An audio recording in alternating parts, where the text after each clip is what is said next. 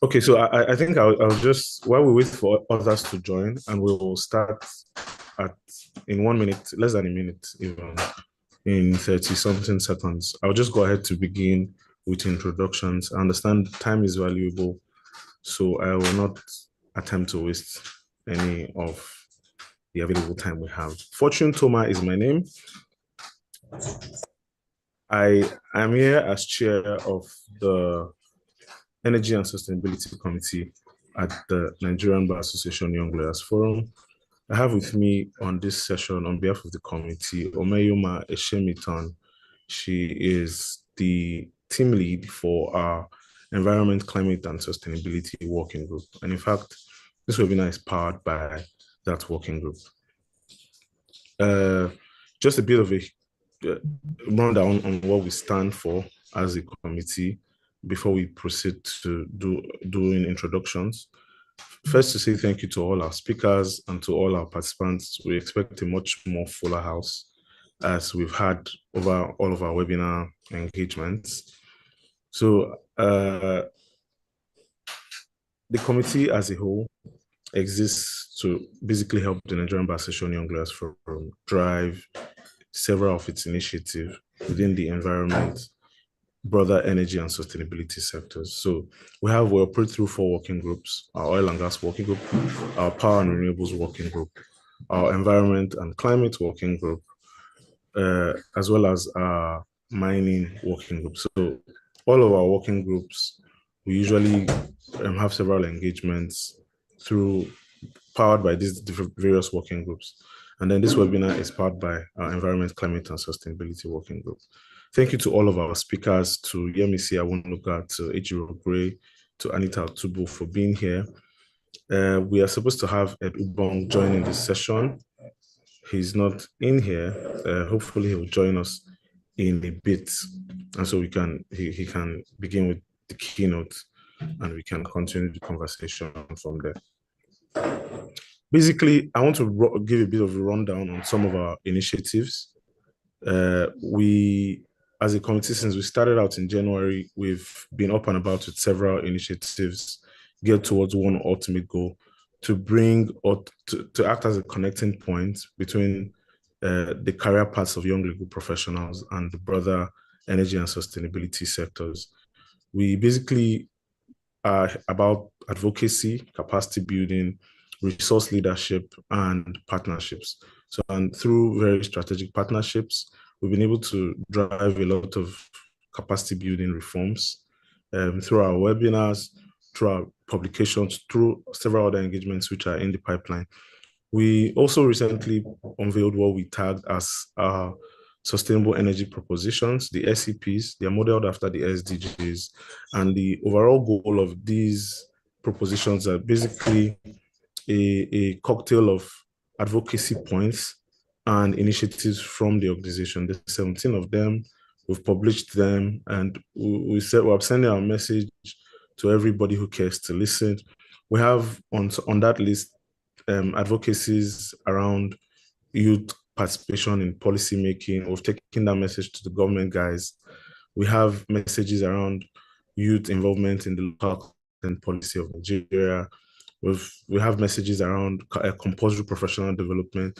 We, as much as possible, take this message to every industry organization that cares to listen. So essentially, those SCPs, sustainable energy propositions, exist to help us form a framework which we believe guarantees and ensures that young legal professionals and indeed all other young energy professionals are there to play very significantly in the energy and sustainability space. So we also have a publication which will be released very soon. Our first quarter publication, it's called the NBA-YLF Energy and Sustainability Bulletin. And as a matter of fact, we have a very powerful collection of content. We implore everybody to please watch out and just show us some support.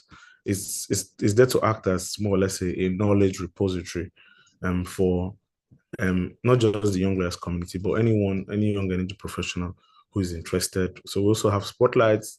Some of the speakers here are actually spotlighted on that bulletin. So without further ado, I'll just go ahead to introduce everyone um, who will be speaking today. We have, first of all, Yemisi Awonuga is here. She is a seasoned gas advisor and a tier one lawyer by all standards. She's had several decades of experience advising oil and gas organizations, governments, and she's also contributed to a lot of policy conversations.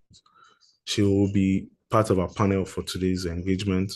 We also have Ejiro Gray, the Director of Governance and Sustainability at Sahara Group. Sahara Group is one of the most integrated energy groups in Nigeria, operating way in more countries than I can mention. Sahara Group has businesses across midstream, downstream, upstream oil and gas ecosystem, as well as across the power and infrastructure ecosystem. Sahara Group, I think there's Ashrami Energy, there's several other organizations who are in Sahara Group. Ms. Ejiro Gray helps drive the governance and sustainability of the group's businesses.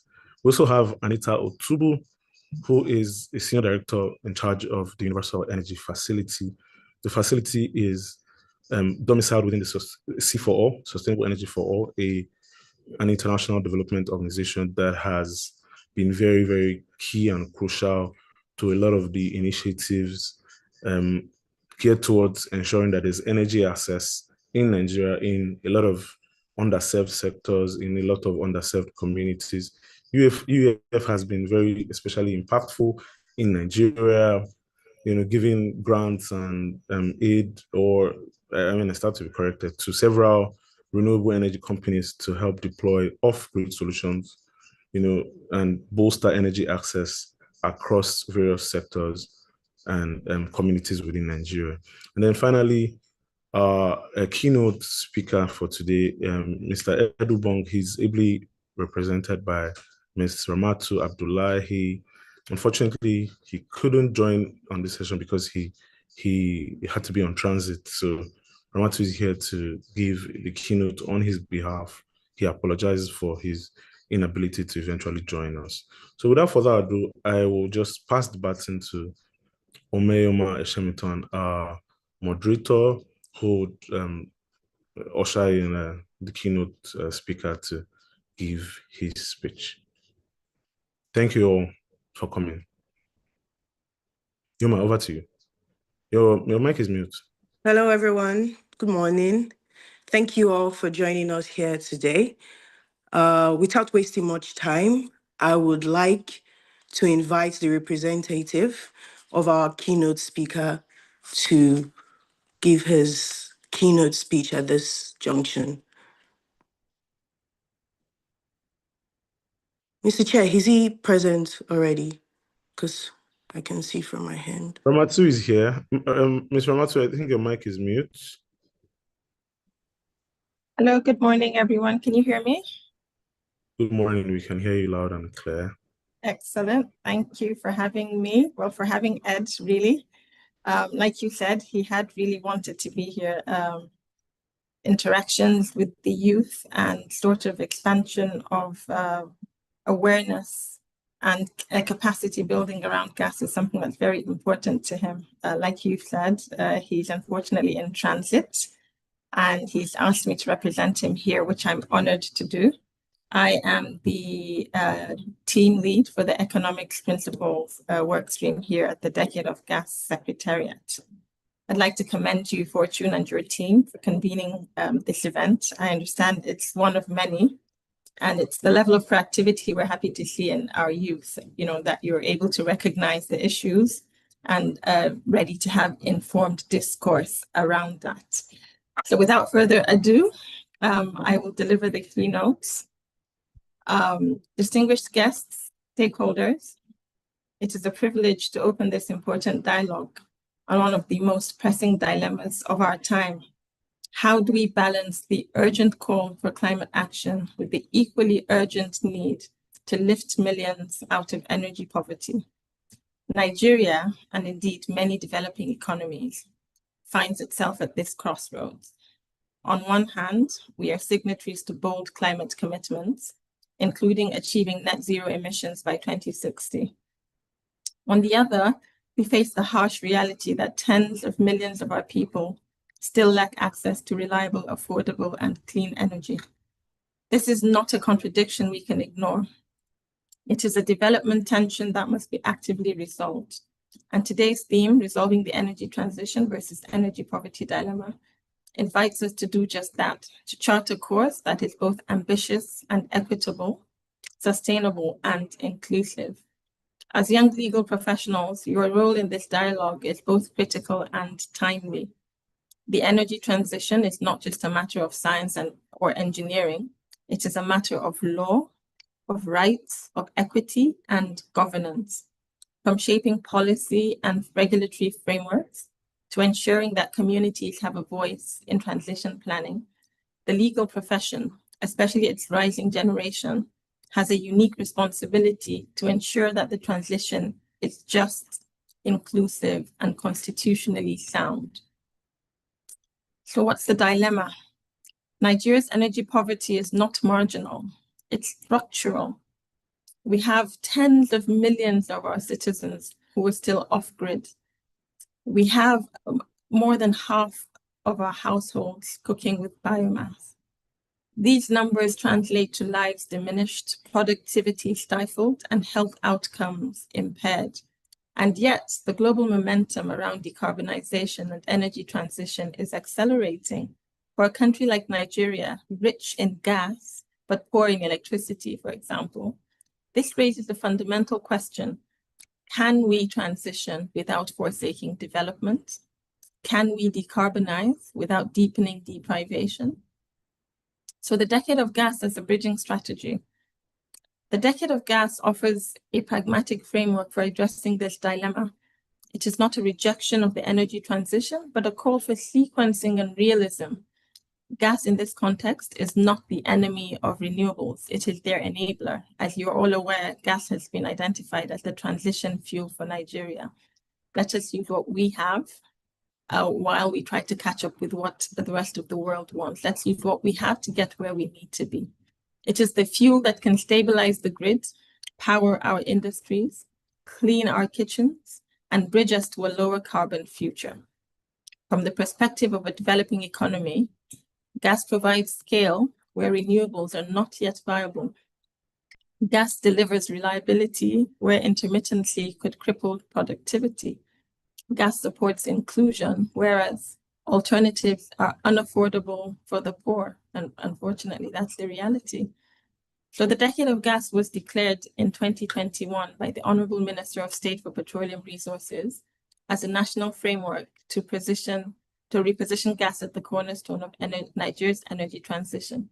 It reflects a recognition that gas is not just an export commodity, it is a development enabler.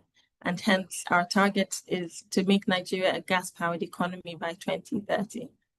Over the last few years, we have taken deliberate steps to operationalize this vision. Under the visionary leadership of the Honorable Minister of State for Petroleum Resources, Gas, remarkable strides have been made across all key stakeholders, including the presidency, the regulators, both public and private sector players, to advance gas supply, optimize gas pricing and economics, and drive the development of critical gas infrastructure. Over 20 major gas supply projects have been identified, totaling more than 4.5 billion cubic feet per day in potential supply, with 1 BCF of firm supply already unlocked last year. Additionally, the presidency has enacted fiscal executive orders for onshore shallow water and deep water projects, creating a more attractive investment environment and incentivizing significant new investments in Nigeria's gas sector. The long-standing challenge of gas to power arrears, approximately $1 billion and a key obstacle in the gas value chain for over a decade, has now been addressed under the president's leadership, restoring confidence in the gas to power market. The regulatory bodies, the NMDPRA, the NUPRC, and the NCDMB, have actively collaborated with industry partners to increase gas production and drive investment in new gas projects. with 3 final investment decisions secured last year alone, and we're expecting 1 or 2 more imminently. We have also launched a program to support the scale-up of LPG adoption, particularly in underserved and rural areas, improving access to cleaner cooking fuels and reducing reliance on biomass. These efforts are not cosmetic. They are building blocks for a just energy system.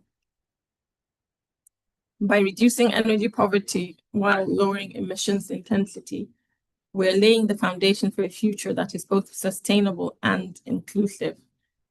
These reforms also call for strong legal frameworks, contracts that are bankable, regulations that are clear and enforceable, and policies that are grounded in both national interest and international obligations. The role of legal professionals in shaping and scrutinizing these instruments will be increasingly vital in the years ahead. Nigeria's pathway holds insights for other nations across sub-Saharan Africa, Southeast Asia, and Latin America who face similar dual imperatives. A, to meet climate obligations under the Paris Agreement, and B, while ensuring that no citizen is left in the dark, literally or figuratively. For such economies as ours, a just energy transition must allow for context-sensitive timelines rather than imported deadlines. Everybody must customize the timelines that make sense for them.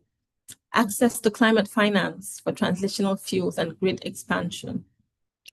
Financing and funding is critical. Technology transfer and industrial partnerships to localize clean energy value chains.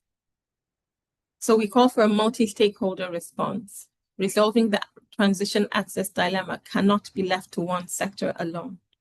Policymakers must craft incentives that support gas for development today and renewables for tomorrow. It's not an either-or situation. Financial institutions must reconfigure their risk metrics and enable concessional capital to flow into transitional infrastructure. The oil and gas industry must pivot not away from relevance, but toward responsibility by embedding decarbonization and access goals into their operations. And renewable energy actors must work with, not against, existing systems to build hybrid solutions. Only through collaborative planning, innovative financing, and shared accountability can we deliver a transition that is truly just. Let me leave you with a few actionable pathways to consider as we engage today. Number 1, adopt a dual-track approach. Expand gas infrastructure in underserved regions while investing in renewables for the future. Let's not wait for perfect conditions to take practical steps. Embed access to in climate policy. Ensure every climate finance facility or mission strategy also addresses energy inclusion explicitly. Localize technology and skills. We need to build local capacity to install, maintain, and innovate in both gas and renewable systems. The jobs must follow the megawatts. Advance integrated planning. Avoid policy silos by aligning gas, renewables, electrification, and industrial growth plans into one national roadmap. So in conclusion, let us not frame this challenge as a binary choice between the planet and our people. For Nigeria and economies like ours, the real leadership lies in finding balance. The decade of gas is not an excuse to delay the energy transition. It is a strategic, time-bound mechanism to deliver energy justice, cleaner, faster, and more inclusively. As we deliberate today, may we do so with clarity, urgency, and above all, empathy for the communities that must not be left behind as we build the future. Thank you. Delivered on behalf of Mr. Ed Ubong, who is the Coordinating Director for the Decade of Gas Secretariat here in Abuja. Thank you for having me by extension. All right, back to you, Madam Moderator. Thank you very much for that very beautiful keynote speech. It was really enlightening and we appreciate that. So, Mr. Chair, would we go straight into the panel session?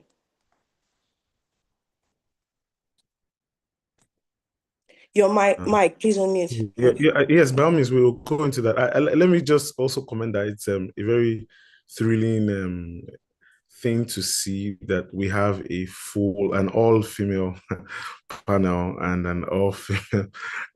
Even our keynotes decided to send a female. He got a hint. So I think we'll just go ahead and please, Yoma, you can go on with the session. Okay. We'll be having Madam Anita Otubu. We have Madam Ejiro Gray. We have Madam Yemisi Awonuga joining us for this panel session. It's a pleasure to have you all join us here. So straight into the question, I'll be starting with Madam Anita Otubu. Now, renewable energy has been championed as the future, but many rural communities still wait years for viable, affordable access. Are we not being too idealistic about renewables' readiness to displace fossil fuels in Nigeria, in countries like Nigeria? Considering the investment and the infrastructures we've had so far in fossil fuel. Is the renewables narrative not too overpromising in Africa? Over to you, ma'am. Thank you so much, and good morning, everyone. Thank you so much for having me here. I don't think it is being overpromising. Firstly, I think it's important to note that the energy transition plan, as mentioned by or in the keynote speech, does include gas as a transitioning fuel. Now, the government of Nigeria, supported by Sustainable Energy for All, which is the organization I work with, developed this energy transition plan. So I don't think the narrative is for renewables to, replace gas as a source for energy access, but more so complementary, at least in the short to mid-term period. But with that being said, as we talk about replacing, right? When you look at rural communities in Nigeria, there is nothing to replace in the first place, right? They are off-grid. And then secondly, when we're talking about, achieving universal access to electricity within a short time frame, and according to the Sustainable Development Goal 7, that's by 2030, it is impossible for you to adopt a one-size-fits-all approach, right? Different communities have different characteristics. And so it may not necessarily make sense to extend the main grid that is powered by maybe gas-fired power plants, right, to rural communities where perhaps maybe there are 20 households and there's minimal economic activity. In countries like Nigeria, where the sector is privatized, the market is driven by profit. So the owners of the discos are unlikely to extend the grid to those types of rural communities where they're unlikely to see a return on their investment within a short time frame, especially because of the lack of economic activity and the density of those communities. And so you would look at the type of technology that would be most suitable for that type of community. It could be a solar home system because of the minimal load demand that is required, right, in those types of communities. If the community is far from the grid, but probably a lot more dense, and there is some economic activity or agricultural activity, then perhaps a mini grid. Different communities require different solutions. It doesn't make sense to apply a one-size-fits-all approach, whether it be by technology or even business model. Now, when we look at, even the plans of Nigeria doesn't plan to, like I'd mentioned in the energy transition plan, it talks of gas as a transitioning fuel.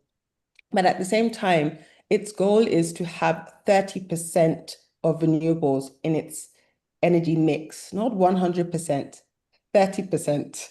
Again, to note that it's complementary and not to replace. Now, when we talk about the issue of affordability, now putting aside power from the grid, diesel generators, it's actually more affordable to receive power from a mini grid than from a diesel generator. So for example, With mini grids, the cost of power is between 150 to 200 naira per kilowatt hour, whereas the cost of power from a diesel genset is between 290 naira to 350 naira per kilowatt hour. When we talk about reliability, right? When you compare from the main grid, when you compare the main grid and solar solutions, which one of us on this call who live in Nigeria has access to 24-hour power supply from the main grid every single day? None of us, right? And even if you have a diesel generator that can provide you with 24-hour power supply, the cost of that diesel, you go into shops and you'd see the lights are off. Why are the lights off? Because there's one customer. They're waiting for more customers to come in before they put on the AC, right? So it's not as though power from the main grid using gas is any more reliable than solar. But we found in some of the communities or the economic clusters where we've deployed under the UEF, standalone solar for productive use, that they're able to open up their shops for longer hours. The solar with the batteries has been able to provide, a longer period of power supply at a cheaper cost, right? And so I guess what I'm trying to say in summary is that the plan is not to replace gas or to say, oh, it's better than gas or it can do wonders. But at least in the,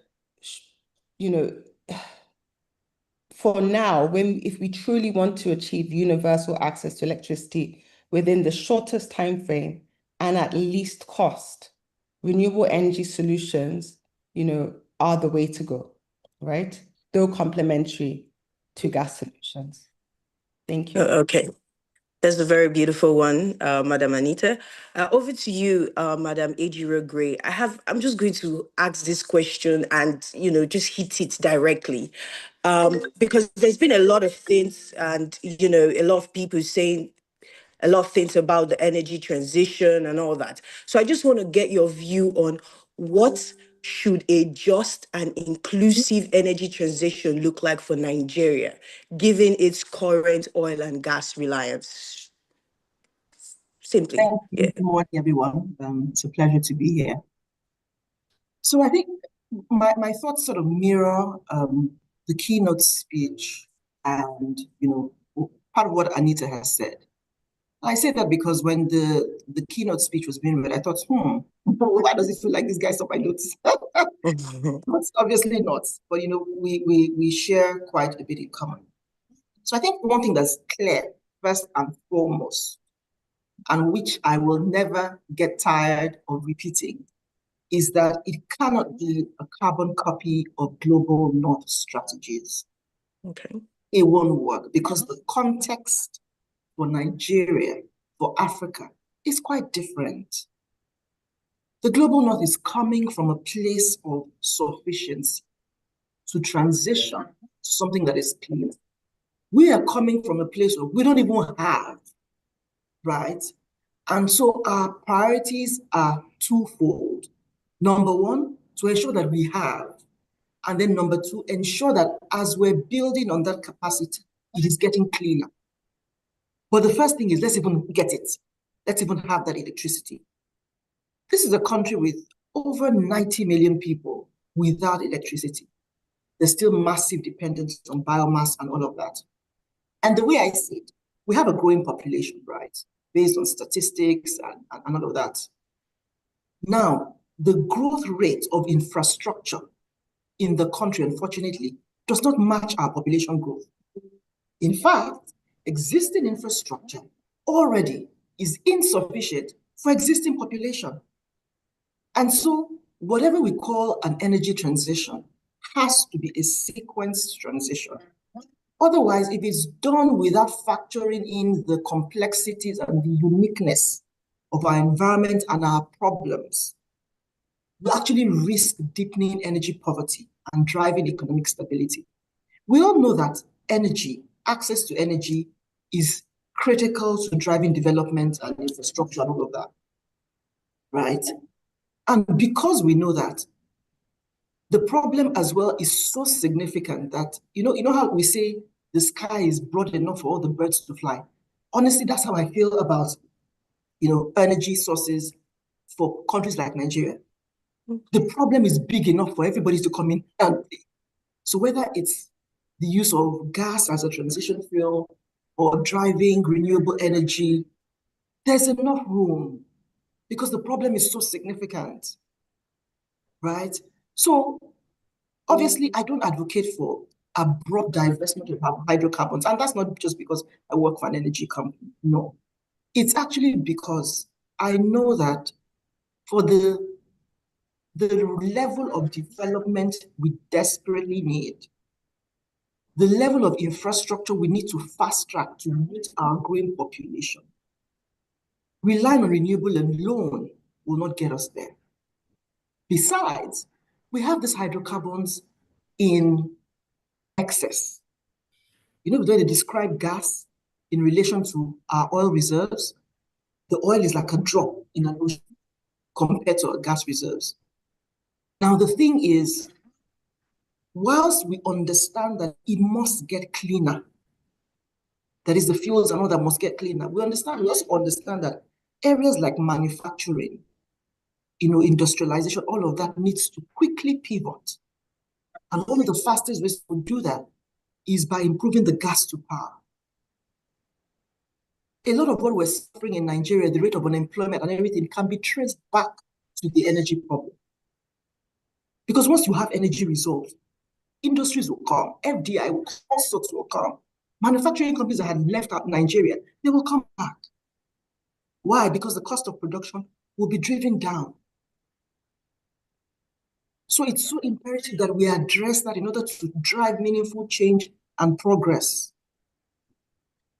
The way I see it, mini grids are critical because, like Anita said, the cost of extending transmission lines to underserved and most unserved areas, it doesn't make economic sense. And so rather, a mini grid would work better in such areas. For some SMEs as well, mini grids would work depending on where they're located. So you want a situation where you're creating a balance in the system, right? You're driving manufacturing, you're driving industry.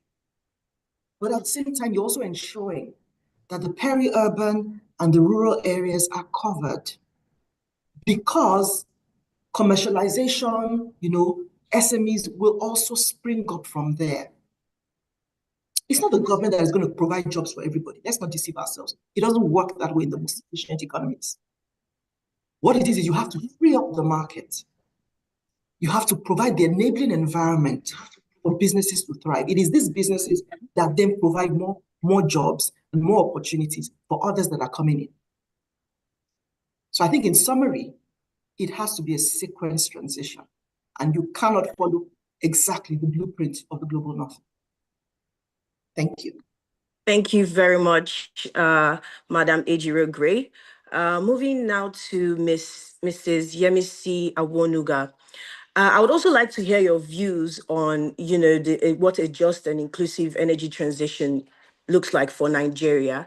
However, prior to the likes of the US President Donald Trump coming into, power, we had a lot of interest within the green investment, green, cleaner energy, all that. And now with his policy going all drill, baby, drill, there seems to be like a change, so how does it affect, investments in Nigeria and the energy transition, taking a look at the global and local outlook? Thank you. Thank you very much. Good morning, everyone. Okay, so starting with before we go to drill, baby, drill, starting with the question on, my views on what just energy or what the transition, what's the message, what should be the messaging.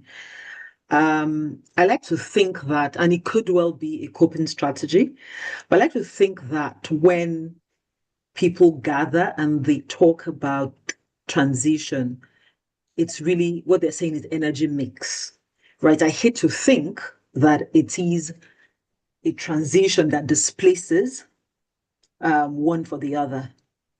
And over the years, when you look at reports and writings by the IEA, there's always that focus on the energy mix. And the other members of this panel have touched on a number of things. The conversation on energy transition is not a complete one if you don't discuss energy poverty, if you don't add energy security to it as well. So, and the question for me is, do you place Nigeria, is the idea to make Nigeria globally competitive in terms of green policies? However, you end up then, hello, can you hear me? Yeah. Okay, you end up then widening or increasing energy vulnerability in Nigeria and the energy poverty gap. Is that what we want to achieve? That should not be what we should focus on. Should we also be seeking to only guarantee access to energy whilst ignoring the climate? And I think that's where the tension is. For me, as I speak, I've been involved in experimentation. And a few years ago, I conducted research on energy poverty in rural areas and Ibadan, about 3 local governments in Ibadan, or your state. And the focus really was on adoption of cleaner fuel. In researching and in engaging the rural communities, it became very clear that when you're talking about energy poverty and wanting to actually alleviate or improve, it's not, people don't think about the cost of adoption of cleaner fuels, the cost of displacing one. So someone that is using firewood doesn't understand the health implications, right? But feels it's cheaper. And you're then talking about moving on to something else. The cost of adoption of cleaner fuels, who's going to pick it up? It doesn't feature in any of the conversations we have, right? And that's just looking at cooking, for instance. Let's look at another sector, transportation, which is one of the pillars covered in the ETP, the Energy Transition Plan. There is focus on electric vehicles, for instance, right?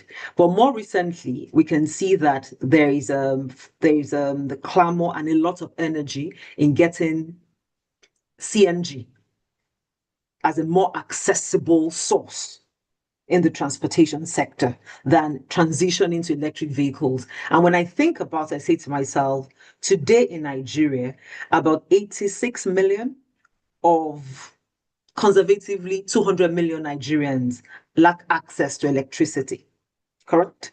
So if that's the case, if that is correct, and the transition for transportation is to electric vehicles, I guess what we're saying is that more people will be you have more vulnerable people when it comes to transportation. If in the cooking industry, we have today 10.5% that use LPG, about 62% maybe use firewood biomass. If the transition if it's not an energy mix, if the transition is, I want to move from what we're doing to electric stoves, right? You need to begin to think about the demography of Nigeria, social demography, cost, investment. For every conversation on transition, there is the investment cost. It's capex intensive. Are we going to rely on such huge, heavy borrowings to industrialize Nigeria? Which is why I go back to the very first, where I started, energy mix. We need to be able to ensure that in that mix, if gas is what works in a community, we empower that resource and enable that. To the extent that in some areas, solar PVs will work, we identify, we enable. So it cannot be a one cap fit all situation for us in Nigeria. There's also the cost of retiring existing infrastructure.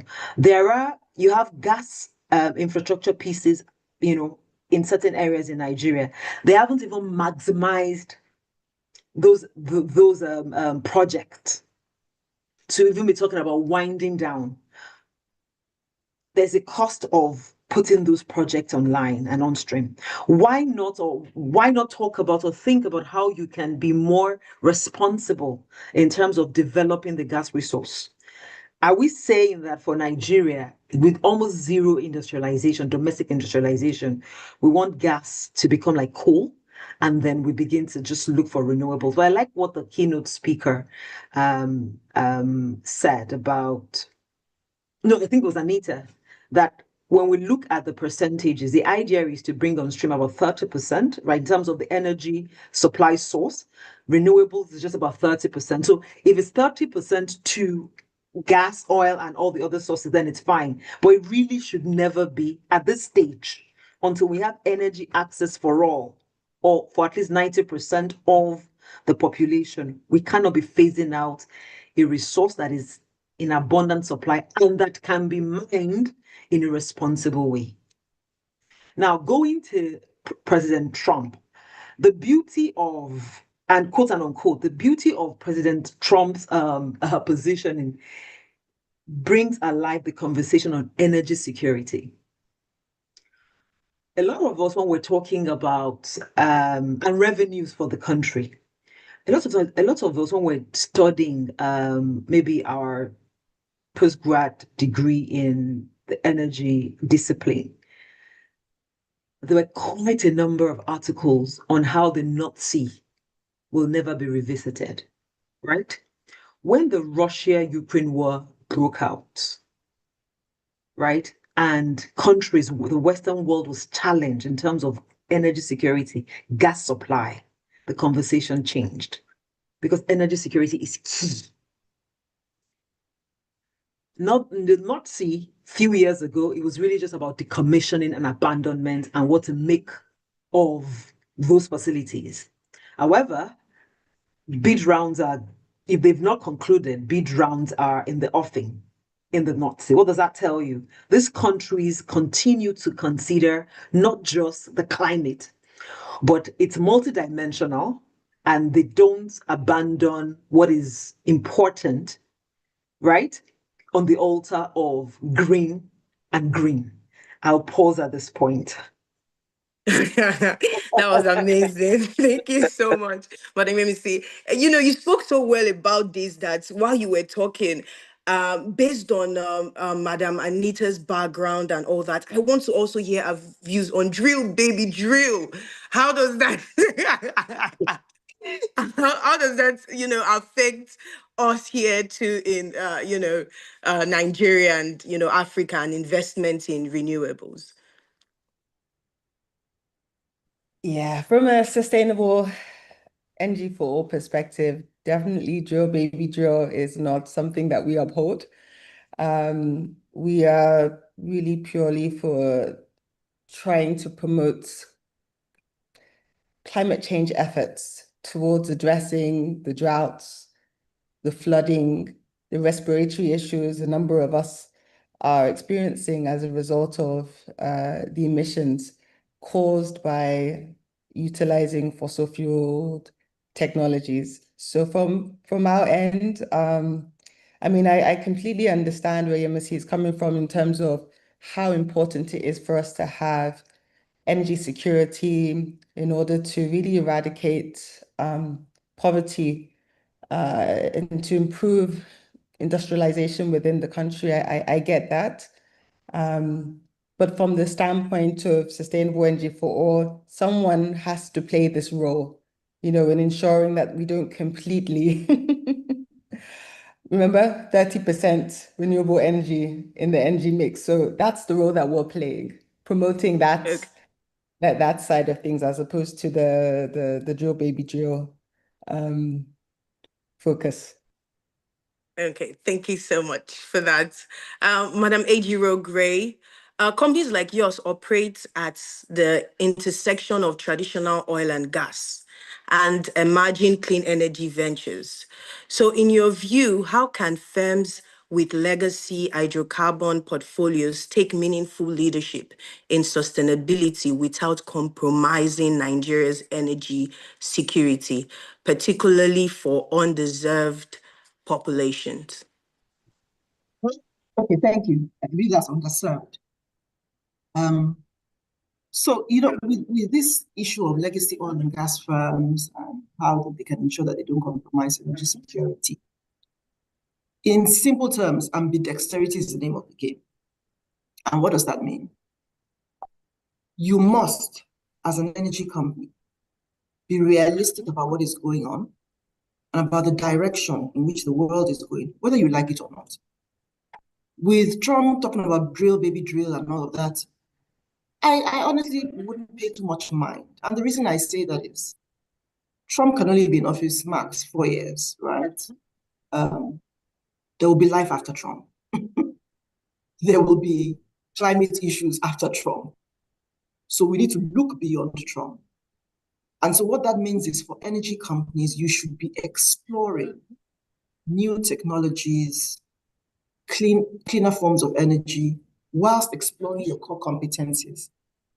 So your core competencies are in oil and gas, right?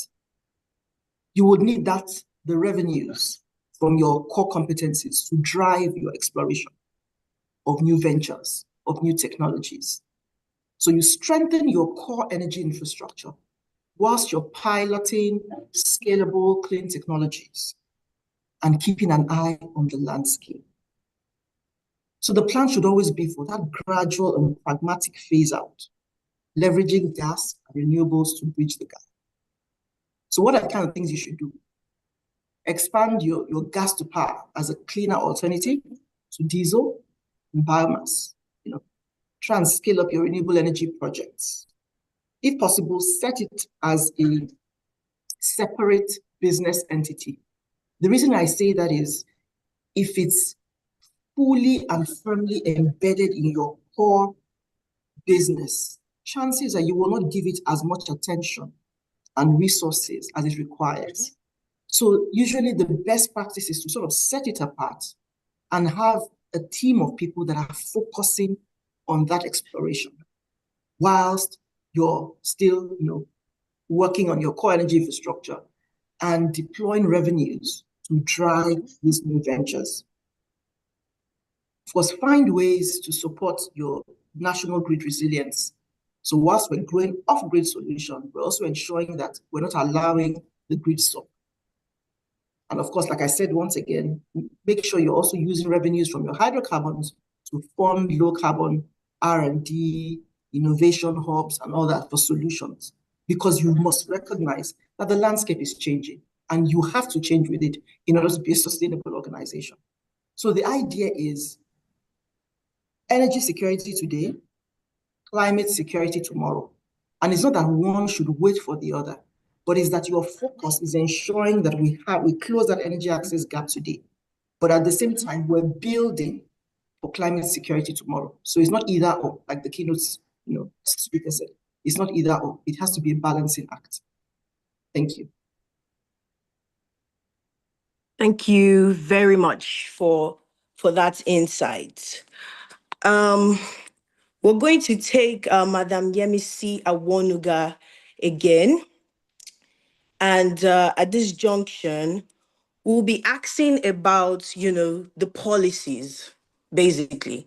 There are a lot of young lawyers out here that want to know the policies of the government and how the impact of the policy of the government is, driving the energy transition as we have it now. And then we hear a lot of people talking about our goal that we want to achieve with 2030 and, and 2060. So how realistic is it, considering where we are at right now in terms of the policies, in terms of the investment? How realistic is this energy goals we say we want to achieve? We're in 2025. We have 5 years to 2030. Thank you very much.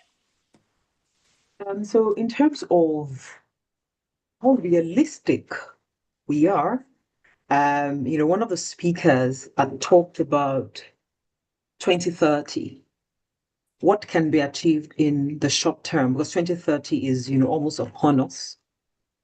And then the goals are different. 2030 is about access, right? And 2060 is it's phased anyway, leading to a fine destination. Where are we in terms of the policies? You have bits and pieces here and there. For young lawyers, I think they should pick up the updated energy transition plan to even understand what the country is saying, right, in relation to the transition. And if you look at the plan, or if someone picks up the plan and reads the plan, there are about five verticals in terms of the areas that the ETP focuses on: oil and gas, hydrogen, together. You have power, you have transport, you have industry, and you have cooking. And their emissions reduction targets across these verticals. And there are also measures on how to move right from the current state, the short term, and then to long-term planning. So that ETP is very important. It is laudable. Now, how realistic are we? A lot of the projects required, except where you find like a Father Christmas who is happy, ready to fund everything. A lot of those projects require capex. And what we tend to find, right, is when the idea is brought to the fore, the lender or the financier is looking for a bankable project, i.e., how do I connect the dots to cash flow? Here, I'm not talking about a Father Christmas, right? A going concern, financial institution set up to deliver. They want to understand the dots that will take them, right, eventually to the cash flow. So most of these projects, when they are being discussed, we talk about the social objectives, which are fantastic. But nobody talks about, okay, so how do you anchor offtake? Is there an anchor offtaker? How am I banking this? Is there going to be a credible off-taker that puts something in place to ensure that by the time I put money on the table, beyond it being laudable, is it profitable at the minimum, so that the stakeholders and the financiers are able to actually, cross that line and put money on the table? Most times, it seems like that part of it is missing, which is why you then tend to find that the entities that are able to actually bank their deals have a fossil fuel narrative, right, with a green element. And what do I mean by that? So I'm trying to develop a gas field, but I'm then saying that as part of my project, I will devote my product to LPG, for instance, domestic LPG. So there's a project I'm working on currently. It's an FLNG project, and the LPG stream will be for domestic utilization. That helps, the green conversation and the climate agenda. So to your question, what are the other policies? So you pick up the ETP, you look at the Climate Change Act. Recently, the NUPRC published the decarbonization reporting template, right, which is meant to be mandatory for producers in the upstream, where they have to, it's a template that tells how to report. And beyond reporting, there are quite a number of obligations that they've infused into even the reporting, right, on your green gas house emission reduction. Your field development plan must have provisions and obligations on how you intend to decarbonize. So it's not enough to say that you're developing. You must also have objectives and mandatory obligations on this. if you look at the publications of the FRCN, I believe in 2023, we now have the reporting sustainability disclosure reporting obligations. And to the extent that you report to you are regulated by FRCN or you issue annual financial statements, you have obligations in terms of your disclosures. And there are two levels. There are disclosures on general sustainability and there are climate related disclosures, right, as well. If you checked, I think about 2 weeks ago, the IFC also, working with Nigeria, published the Carbon Storage Atlas. And in the Niger Delta, it's believed that there's capacity for carbon storage, carbon capture and storage, or utilization of about 10.7 gigatons. So there are bits and pieces here and there.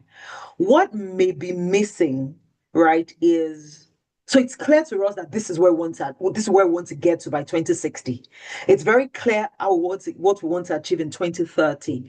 What is not clear is how to get there in a way that achieves what we've been discussing, that balance. Yeah. Climate and energy poverty alleviation. Thank you very much. That was very insightful. We're very pleased to have you here, Madam Yemisi. It's been very insightful on all our speakers. This has been an amazing session. Over to you, Madam Anita Otubu.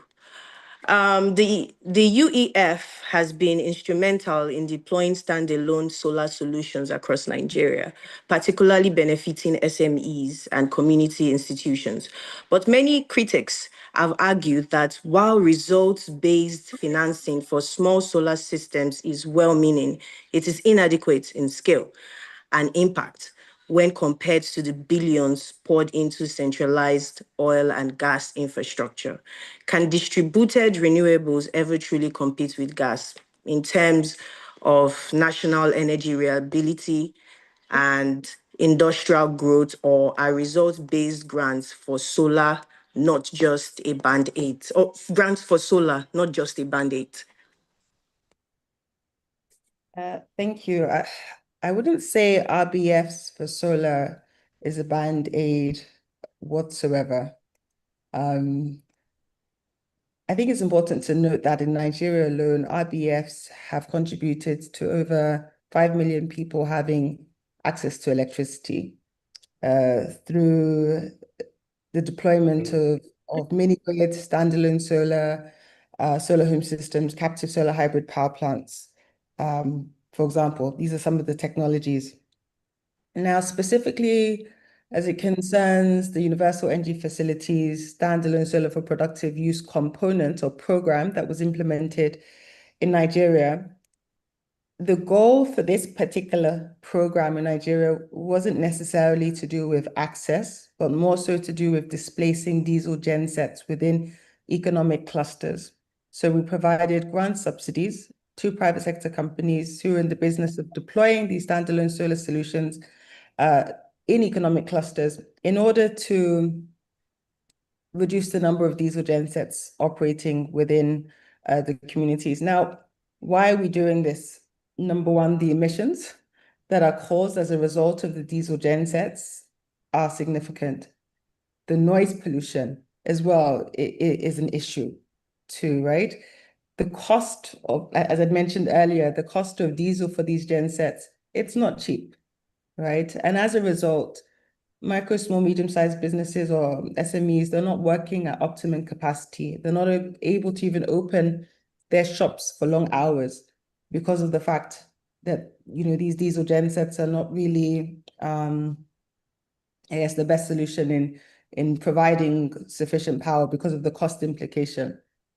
So with our standalone solar solutions that we are supporting, it's essentially to stimulate this market, to encourage and to promote this type of technology over the use of diesel gensets. And we found, as I mentioned earlier, again, speaking to the beneficiaries or the grantees, or the beneficiaries rather, of these standalone solutions, the fact that as a result of replacing their diesel gensets with the standalone solar solutions, they're generating a lot more revenue because they're opening for a lot longer or for a longer duration of time.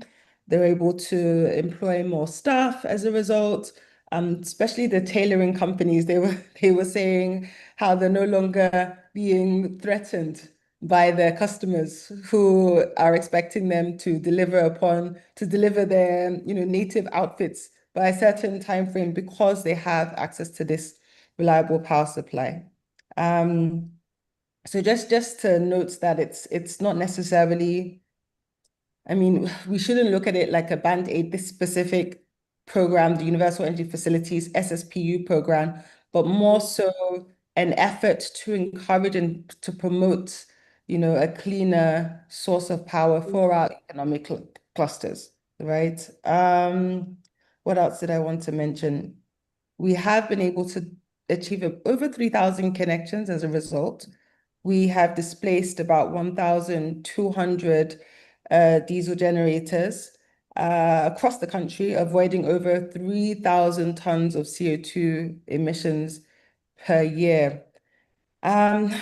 Anything else to add? I think that's really it. But I think perhaps to just conclude that RBF is not merely it isn't a band-aid. It de-risks market entry, but cannot alone match fossil fuel infrastructure scale without stronger grid reforms and innovative financing. Is that clear? Yes, it is. Thank you very much. Over to you, Madam Ejiro Gray. Operating across carbon-heavy and renewable investments often means responding to conflicting expectations from regulators, investors, communities, and climate advocates. How do you approach balancing these tensions while maintaining strategic clarity and business value? Secondly, on barriers to renewables scale up beyond tariff concerns, what structural and policy bottlenecks keep your company and others from investing more aggressively in utility scale or distributed renewables? This is a loaded question. Thank you. So really, in any country in which you do business, you must be able to align your business goals with national development plans, right? If you're really serious, because otherwise, what are you doing? And in the world that we live in today, you must also be looking at the SDGs, which will also have an impact on the national development plans and your business invariably. So will there be tensions or barriers and all of that? Yes. And I dare say for all types of businesses, not necessarily oil and gas or energy. And what usually would bring about these tensions? Yes. Number one is conflicting regulatory signals. So you have situations where government has passed into law or has issued a policy or policy directive, right, that clearly states support and direction for a particular cause. And then soon after, there's another policy issue or another law is passed supporting yet another cause, right, that now conflicts with what was earlier passed. So for instance, we have an energy transition plan and all of that. We're working towards it as a country. Imagine that now, because Trump is shouting drill, baby, drill, and he's, putting a stop to climate action in the United States and all of those things.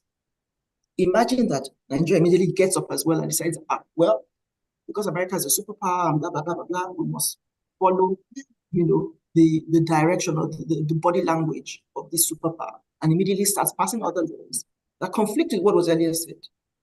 Imagine that the energy transition plan has long-term implications on the economy, on the energy sector, on everything. So imagine that you're suddenly now deviating again, or trying to adopt or try to make room for what Trump is saying and all of that.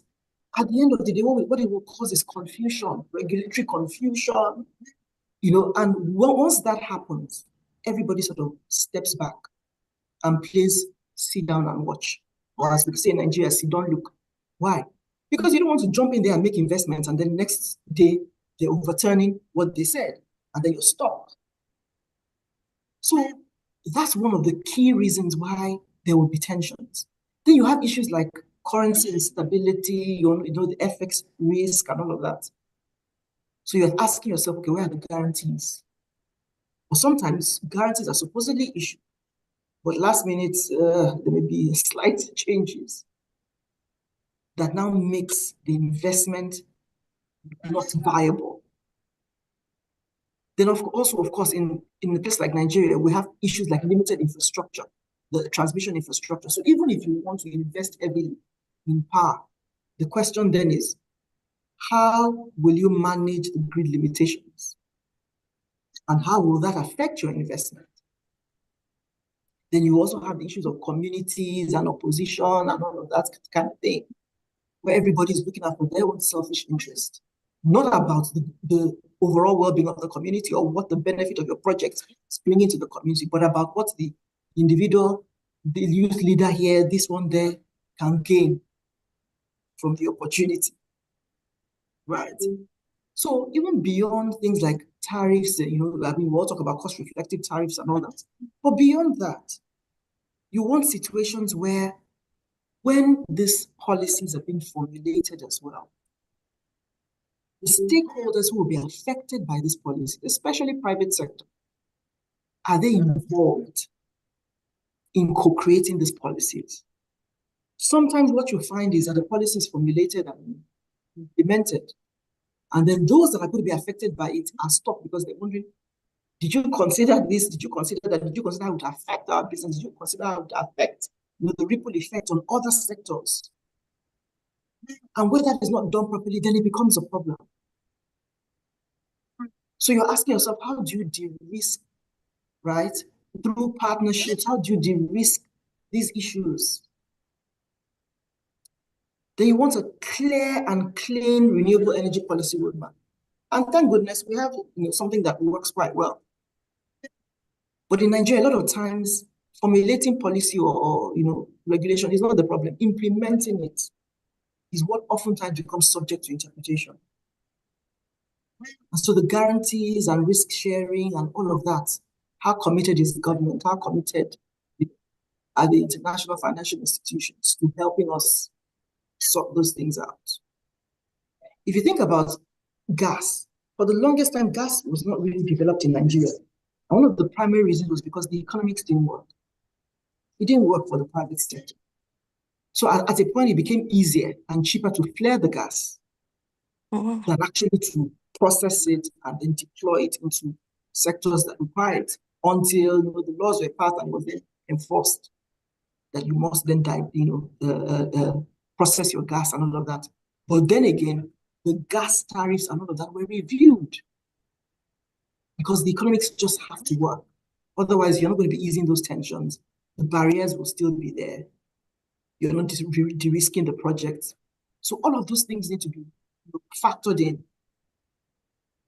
Local manufacturing and skills development as well must be driven in order to lower costs. Because if we're, saying, come and invest here, do this and do that, if your local manufacturing sector is not empowered to also meet demands, then the cost of implementing a lot of those projects will be astronomical. So it's important that you're creating a real balance. And unfortunately, it's like a catch-22 situation because even the local manufacturer needs energy in order to scale rapidly. So you have to look at it holistic and get everybody at the table, all the stakeholders who will be affected by these policies. Get everyone at the table to analyze and to ensure that at least the most important and most critical aspects are covered, they are addressed, so that those conflicts would be reduced. Thank you. Thank you very much, Madam Ejiro Gray.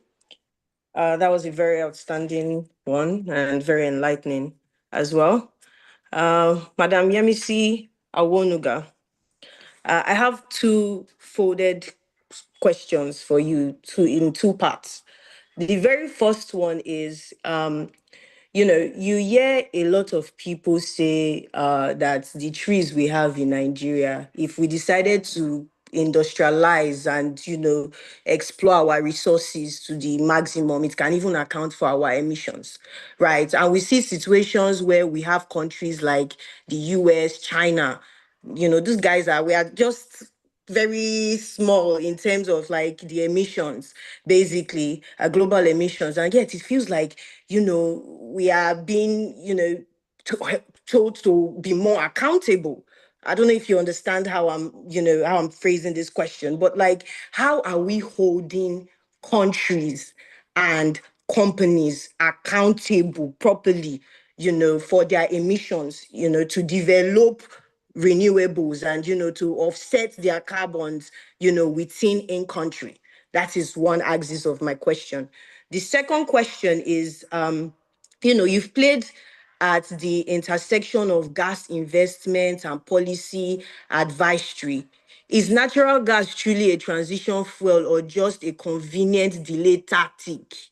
Are we over relying on the transition fuel narrative to justify gas investment, or is it a pragmatic step towards cleaner energy for Nigeria? Thank you very much. Those are interesting. Those are interesting questions. Is gas a transition fuel or are we playing? We're not playing. We're not. And I think it's important to mention that prior to the enactment of the Petroleum Industry Act, and this is your second question, prior to the enactment of the Petroleum Industry Act, we didn't have gas-centric laws or regulations. We did not. We had an oil-focused, oil-centric principle. That was the Petroleum Act, or that's the Petroleum Act, right? So it was just all over the place. So in terms of investors who will only make decisions where they have clear laws, there was really nothing to dump on them in relation to that. So after the enactment of the PIA and the disaggregation of all the activities across the value chain, they've given life to all the aspects of the value chain. So you have distributors getting busy, you have shippers getting busy, you have producers getting busy. We've had the executive orders in terms of incentives for NAG production, right? Because if you talk to the average producer who has a non-associated gas field, and if there are no specific or special incentives to incentivize the NAG production, they probably just leave those assets. It was easier for them to concentrate on the associated gas fields where crude oil production main play, or flare the gas, or treat the byproduct, i.e. gas, and use for something else. But because of and these are bits and pieces here and there. So like the PIA enabler, like the declaration of the gas decade, the gas flare commercialization program as well.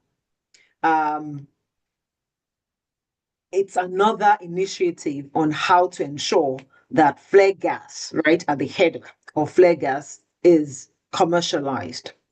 So is gas a transition fuel, or are we joking? From a regulatory standpoint, things have changed. When we issue opinions now as lawyers, we have laws, right, to rely on. We have regulations. If you look at the AUPRS and NMPPRS websites, they have plethora of regulations. We have things to say on where you start from, right? You also have domestic gas delivery obligations that are mandatory, where there's a requirement of the regulator to determine what the demand requirement is for the domestic sector, right? You have the categorization of the strategic sectors, and these are sectors that are strategic to the country. And what the regulations seek to achieve is to ensure that for this sector, at least a threshold is regulated in terms of the pricing, right? So pricing is not completely deregulated. Again, what am I trying to say? It's not a joke in terms of regulations and that initiative and that awareness that Nigeria is a gas-bearing nation with pockets of oil. And of all the fossil fuels, this seems to be the cleaner. I don't want to say it's not, I have Anita here, right? So I'm not going to say it's the best, right? But of the three, it's cleaner. We have it in abundance, right? And it can be used. Now, if you then ask me again, is it a joke? Let's look at the industry or the verticals or the pillars in the ETP. Cooking, right? To revolutionize cooking, we're looking at LPG. That obviously is a product from gas, correct? Yeah. Power, yes, we talk renewables, which is about 30%.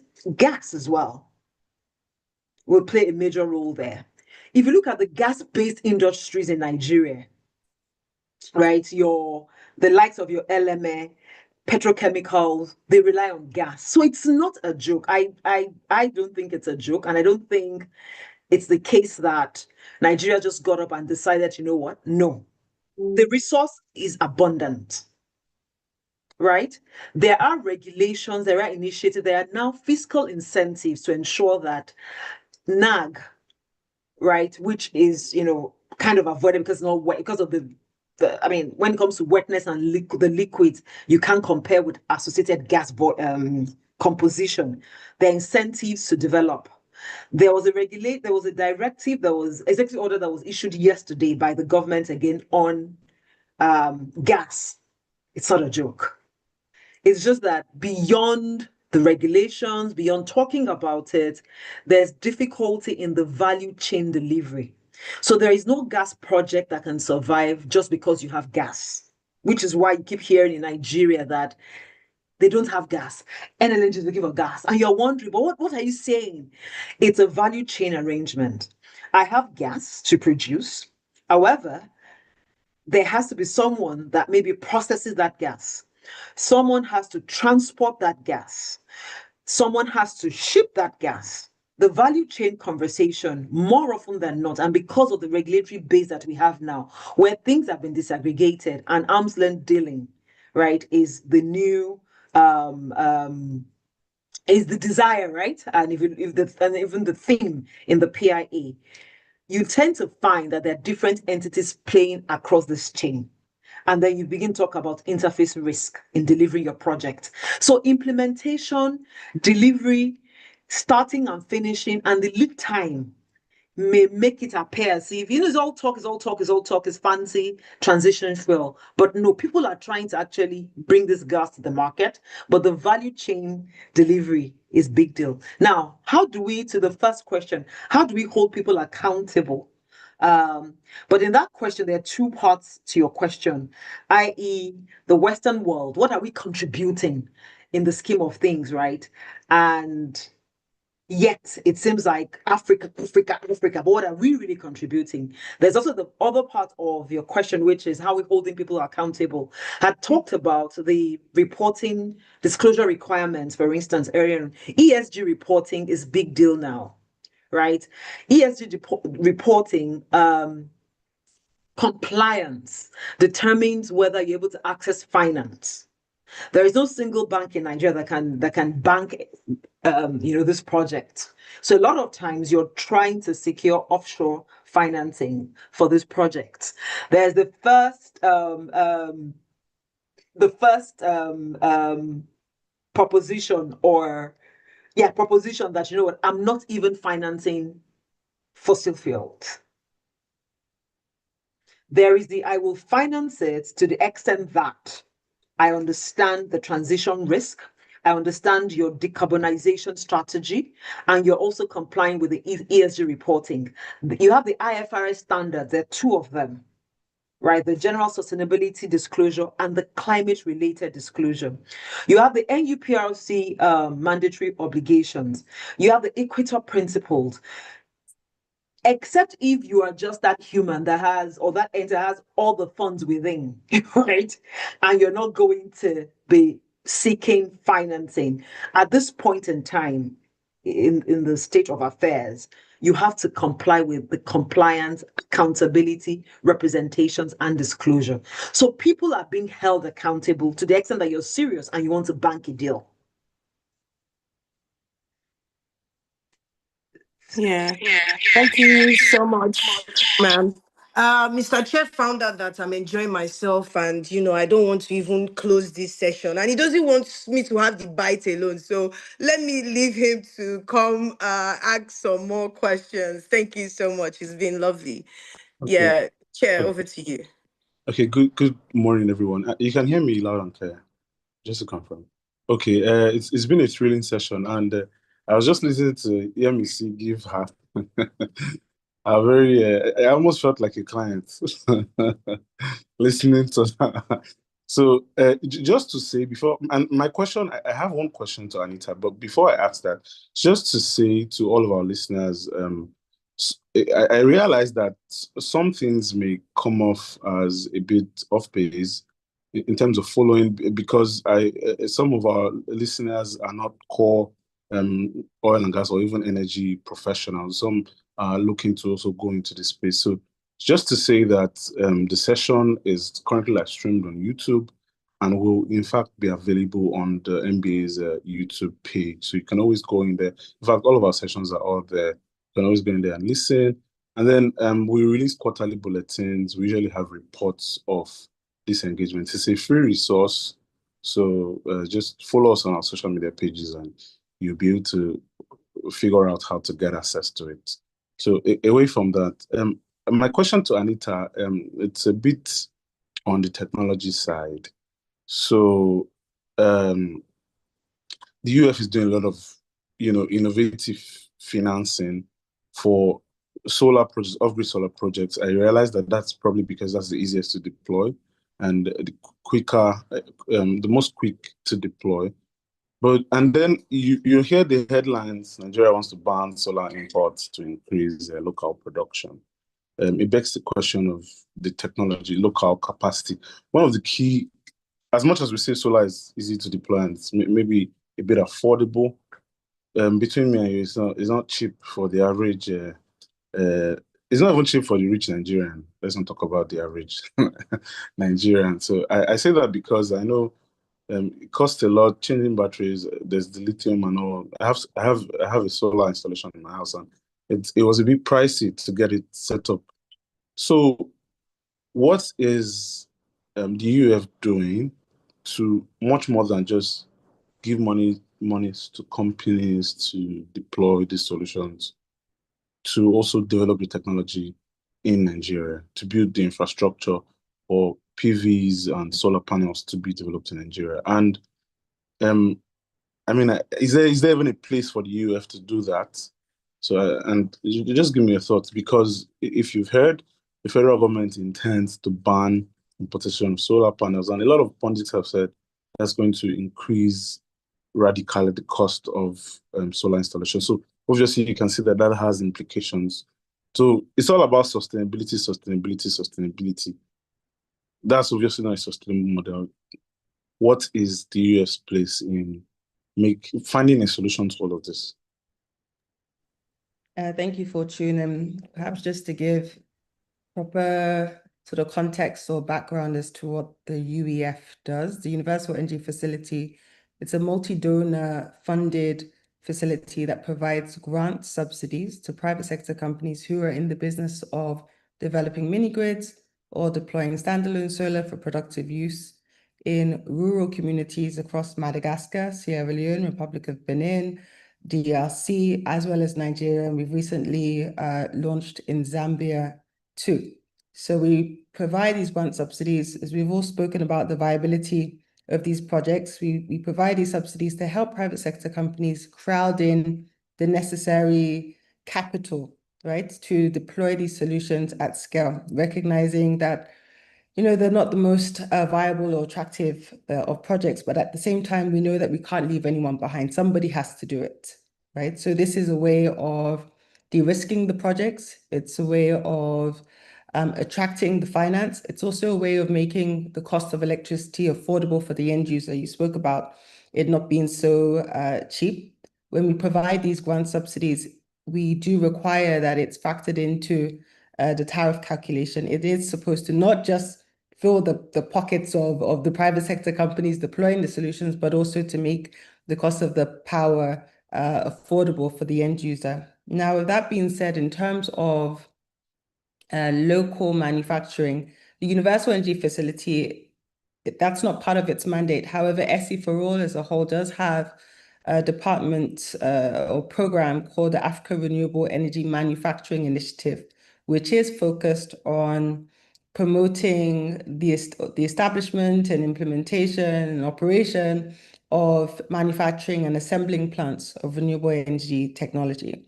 And this is all in a bid to, create jobs as well and to address the issue of, purchasing equipment using hard currency versus local currency. And, the fact that as a result of, the volatility of the local currency and having to borrow in hard currency, the fact that it is passed through to the end user and makes it a lot more expensive. It's probably in our best interest for these I guess equipments, PV panels, batteries, etc., to be manufactured in country. And if we truly want local buy-in, especially from the rural communities, no one's really thinking about the importance of transitioning to net zero.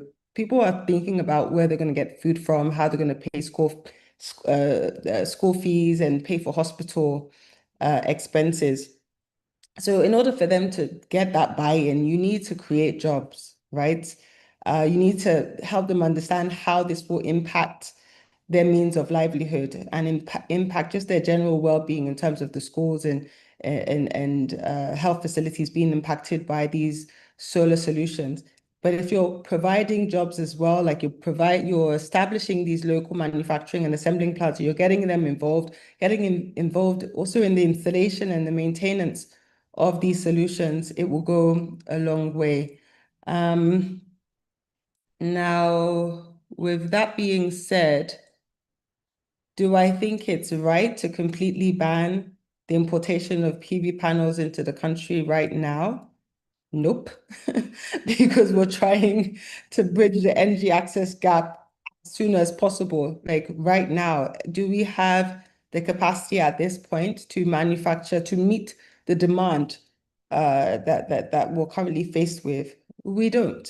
We need to be able, in fact, currently I believe there is tax on fully assembled PV panels, batteries, etc., or PV panels, but it's zero tax on unassembled because of the fact that the unassembled equipment, it's expected that they will be assembled within country and therefore generate jobs, for locals.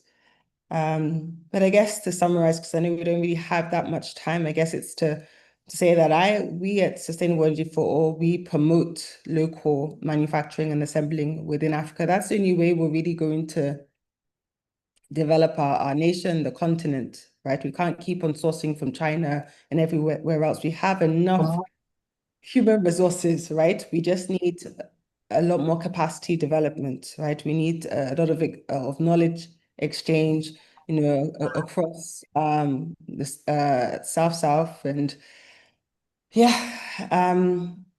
But at this point, we need as much support as possible. I wouldn't recommend banning PV panels right now, but it's not a bad idea to support local manufacturing. Thank you. Thank you so much, Anita. Yuma, just a moment, please. And I have to say that it's good to hear that C4All has a program and initiative in place for that.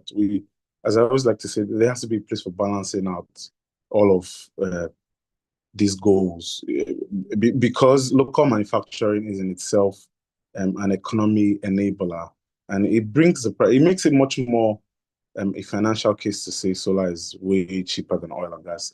It's easily deployable, even though we can still say that now. So before we go on, I have just to appreciate a lot of very senior officials who've joined the session, who've come and gone. But I currently have the MD CEO of Transcorp Energies, Mr. Chris or Ezia Folope. I'm really sorry for should I say murdering the name.